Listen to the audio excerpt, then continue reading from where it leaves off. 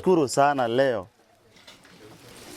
for whoever appeared here, for the players, wazee wetu, wamama hata wametoka saa tu walikuwa. Tumeshukuru sana na tunasema asante, kitu ya kwanza. Ya pili, tumetembea na timu wengi. Huyu is my good friend Ahmed Cool, ni county coach. Tumetembea na watu wengi. The aim of this tournament ni we are trying to expose you. There are many footballers, actually very good footballers here, with just a little bit of hard work and discipline. Kuna watu watachezea Arsenal, watu wasiende kuchezea Man U. Kuna watu watachezea hapa Arsenal inshallah. So we are very glad and happy.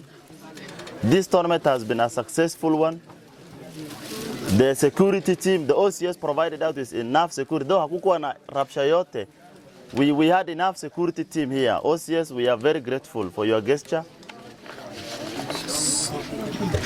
This tournament has been run smoothly by some people behind the cameras. Hasla here is my good friend, is one of the managers of the tournament. Other Iman Hussein generally hawa ndo walitusaidia kwa hii tournament. We promise, Bwana OCS said we need an annual tournament. We promise to give you every December a tournament in Buna. We will take these tournaments to every sub-county in Wajir County. Next, hopefully, we are going to Korondile, to Butte, and all over the county. Tumeshukuru sana vijana wetu. Nyinyi ni watu wa maana sana. Na mimi ni mwahapa, mimi nimesoma hii Buna Boys, nilikuwa library captain, though others wanajua kutumia kompyuta. So I'm glad, na kitu ya kwanza nataka mu concentrate nayo ni masomo.